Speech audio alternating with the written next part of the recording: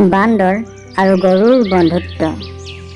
ঘন জংগল আৰু তাৰ মাজতে এটা পুখুৰী, য'ত সকলো জীৱ জন্তুৱে পানী খাবলৈ গৈছিল। সেইকাৰণে কিছুমান ডাঙৰ জীৱ জন্তুৱে চিকাৰ কৰিবলৈ তাতেই লুকাই থাকে। এবাৰ এটা গৰুৱে পানী খাবলৈ সেই পুখুৰীটোলৈ আহিছিল, আৰু তাত আগৰে পৰাই এটা বাঘে চিকাৰ কৰিবলৈ লুকাই আছিল। তেতিয়াই শব্দ আহিবলৈ ধৰিলে। ঐ গৰু ককাই, তাৰ পৰা পলা, তাত চিকাৰ কৰিবলৈ বাঘ লুকাই আছে, জলদি পলা। বান্দৰৰ কথা শুনি গৰুটো তাৰ পৰা পলাই গুচি গ'ল। সেই পুখুৰীটোৰ ওচৰতে এজোপা গছত পিংকী নামৰ এজনী বান্দৰণী বাস কৰিছিল। যেতিয়া সি বিপদৰ সংকেত পায়, সি জীৱ জন্তুবিলাকক আগতীয়াকৈ জনাই দিছিল। বাঘটোৱে যেতিয়া চিকাৰ কৰিবলৈ যায়, বান্দৰজনীয়ে আগতীয়াকৈ জীৱ জন্তুবিলাকক জনাই দিয়ে।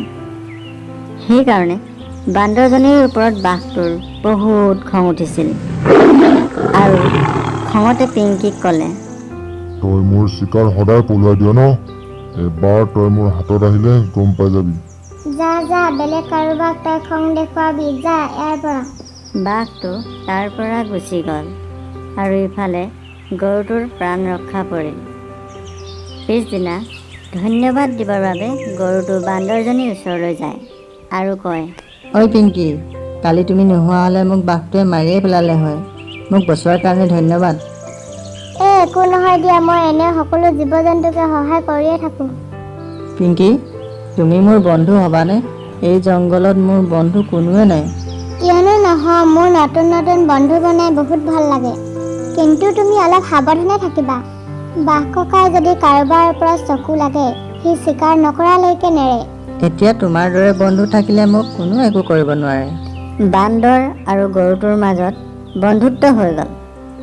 পিংকীৰ দুটা পোৱালি আছিল, আৰু ৰাতিপুৱাই গৰুটোৰ লগত খুব খেলিছিল। এবাৰ গৰুটোৱে পিংকীৰ পোৱালিকেইটাৰ লগত খেলি আছিল, আৰু খেলি খেলি ভাগৰি পৰিল, আৰু সিহঁতে গছজোপাৰ তলতে শুই থাকিল। তাকে দেখি পিংকীয়ে গৰুটোক ক'লে, গৰু ককা, ইয়াত শোৱাটো ভাল হোৱা নাই। এয়ালৈ জংঘলী জীৱ জন্তুবোৰ অহা যোৱা কৰি থাকে, আৰু আজিতো মোৰ পোৱালিকেইটাও তাতে শুই থাকিল। আৰে বন্ধু, আমাৰ একো নহয়।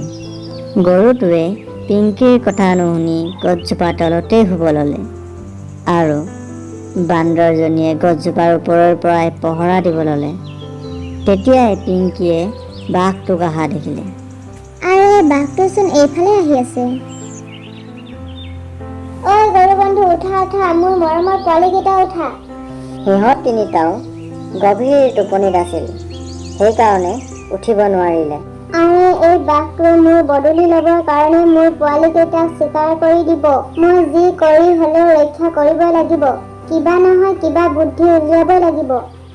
পিংকীয়ে ভাবিবলৈ ধৰিলে, আৰু এটা বুদ্ধি উলিয়ালে।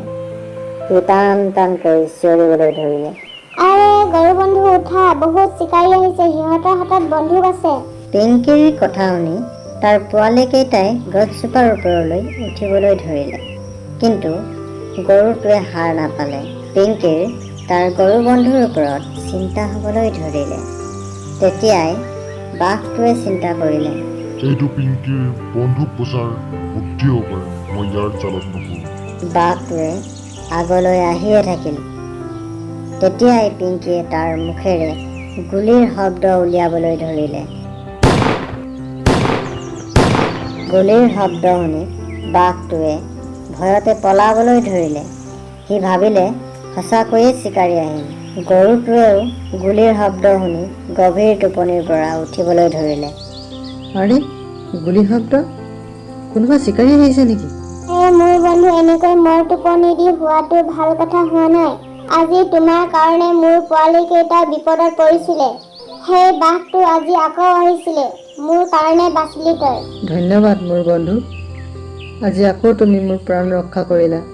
সেইদিনাৰ পৰা গৰুটোৱে পিংকীৰ প্ৰতিটো কথাই মানি চলিবলৈ ধৰিল, আৰু সিহঁত দুজন খাজ বন্ধু হৈ পৰিল। এই কাহিনীটোৰ পৰা ইয়াকে বুজা যায় যে এজনে আনজনক বিপদত সহায় কৰিব লাগে। তেতিয়া কোনো বিপদত নপৰে। আৰু যিকোনো কাম কৰিলে ভাবি চিন্তি কৰিব লাগে।